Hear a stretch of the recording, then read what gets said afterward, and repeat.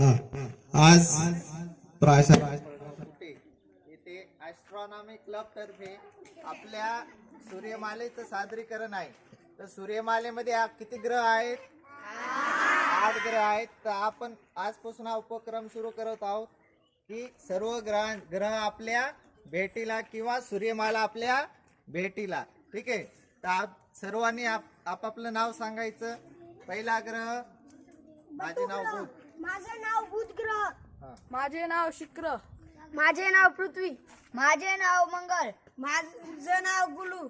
माझे नाव शनी. माझे नाव युरेनस. माझे नाव नेपच्यून. तर असे किती ग्रह आहेत आपले सर्व?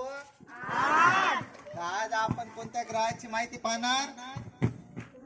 बुध ग्रह.